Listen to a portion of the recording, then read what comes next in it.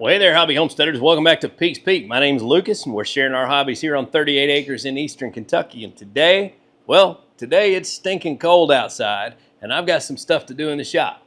So I got the heat going, I got some parts laid out, and we've got the TYM 4820 in here because we're going to install 2 sets of rear remotes. Now, I think this is a pretty simple, straightforward process, but I'm going to share the things that I learn as I go through this process. So I'm not going to probably film every single bolt and nut as I take them off, but I'll share with you the overview of the process. I'll share with you the tools that are required to accomplish this, and I'll share with you anything that we run into as we go through this. To kind of show you guys what we got here, it's a pretty simple setup. We basically have one bracket here, and then we've got the 2 sets of rear remotes. Comes all assembled like this, and about 8 bolts. That's about all there is to it. You know, you got your little hydraulic caps and all that, but that's the kit. So the install will be pretty simple, but in order to get to everything we need to be able to get to install this, we've got to take off the right fender, we've got to take off the seat plate and the back plate on this so that we can basically get to the rear end housing of the tractor and bolt these things on. I always get me a little bucket to keep these little extras around. That way I've got somewhere to put the bolts while I'm working. The seat is heavy. And I must say, it is, wow. Yeah, it's heavy. It is also one of the most comfortable tractor seats I have been on. I'm gonna scratch my paint here. Now the nuts holding the seat on are just 14 millimeter. And most of these other bolts are 12 millimeter socket or wrench. Actually, those are going to be 10s there.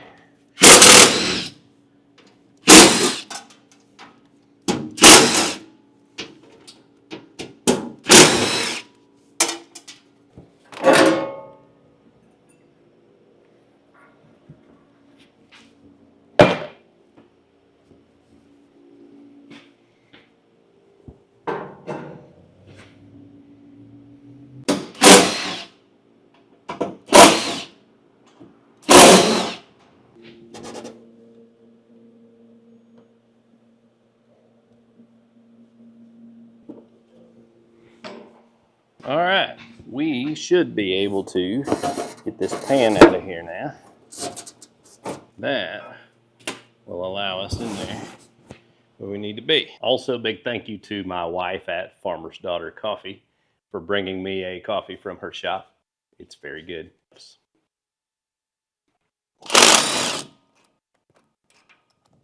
Fresh paint.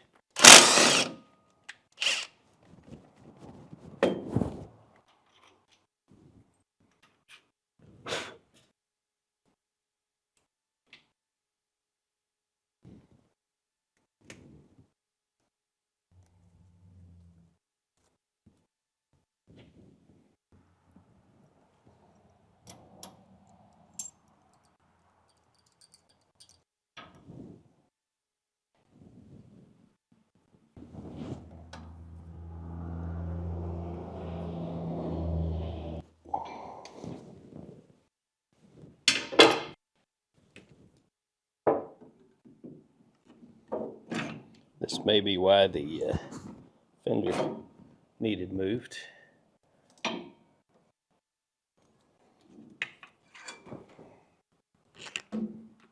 Just go around there like that.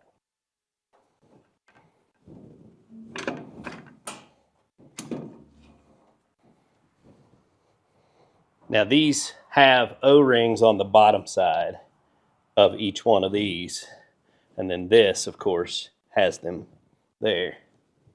And I think I'll have to loosen this in order to get this up and over. 2 7/8 wrenches.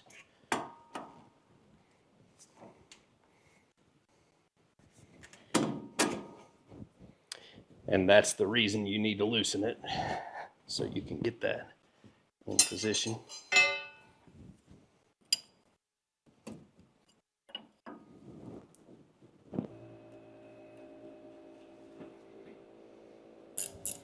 These are 17s.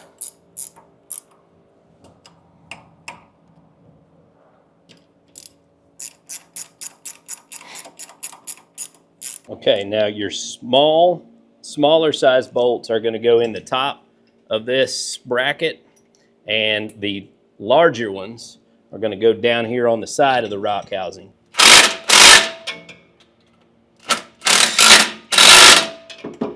Right, so that probably makes it worth taking the fender loose just to be able to get in there easy enough to put those bolts in. You guys can do what you want on this, but I put red thread locker on these bolts right here because I know how I am, and I'm pretty rambunctious, so I want to be able to control these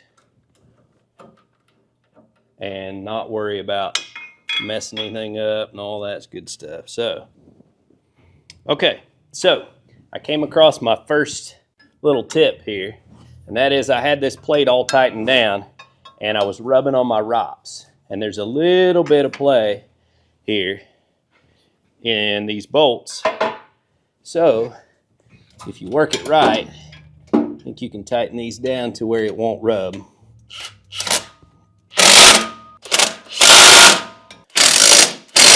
Just broke that one off. So now, all right, we got that where it needs to be, but now we get to drill and tap a bolt because I got rowdy.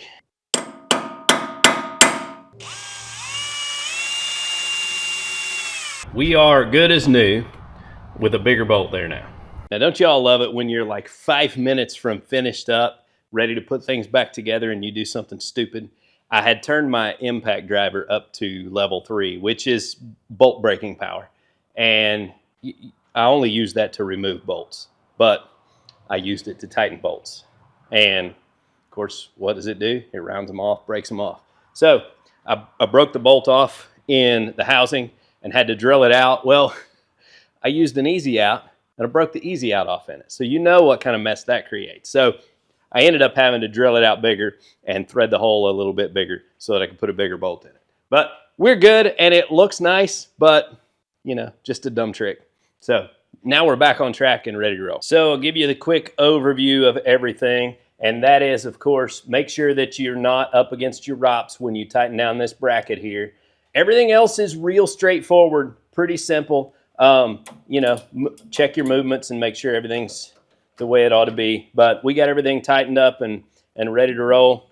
So yeah, pretty simple. Now, I'm not going to lie, the hardest part of this whole thing might be getting these little rubber knobs off of the handles so that you can slide them through the floor plate. But you can use a big old pair of channel locks and squeeze on them, and I might have left a little bit of teeth marks, but it didn't hurt them. So that's how I got them off.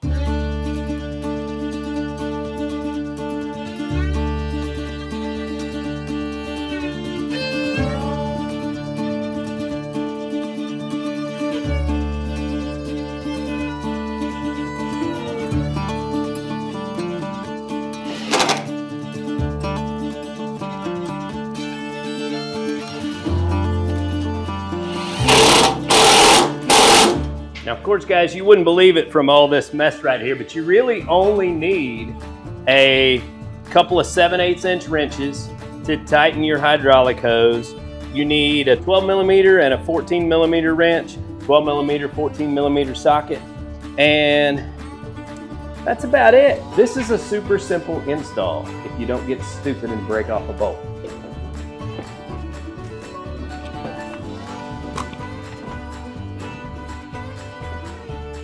All right, well, the first thing I will show you is my ROPS. I needed it up out of the way while I'm working in here, but it will not go through my garage door without hitting. So I've got this on the steering wheel where I won't forget that I've got to fold my ROPS down. But I want to check and make sure I don't have any leaks, so I'm gonna fire it up real quick.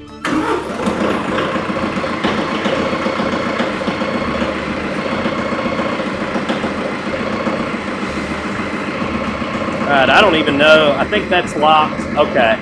Yeah, those are in lock position. And then you can hear the pressure relief valve kick in. So they seem to be working. Let's check for leaks real quick.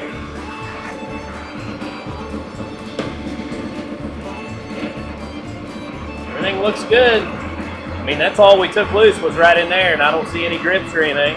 Guys, I got to throw one more thing in here because there was one clearance that I forgot to check, and I bent something a little bit, but I caught it before I ruined it. These angled fittings are tightened down, but they're not necessarily pointed in the right direction. And mine were angled out this way. And when I lift up my 3-point, I caught one of those and started bending it. I'll show you. Now I redirected these and pointed them upward to get them out of the way. So we've got about an inch of clearance now, but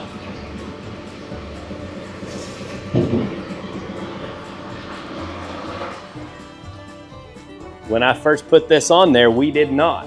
And I bent and almost kinked this one metal line coming out of here. So what I did was I took these loose and put this one on top that was bent so I could bend it back down straight once I got them all tightened up. I got them tightened up and kind of angled to where they don't interfere with anything. But make sure you check these and that you have clearance before you go lifting your 3-point arm so you don't ruin it right out of the gate. I came really close.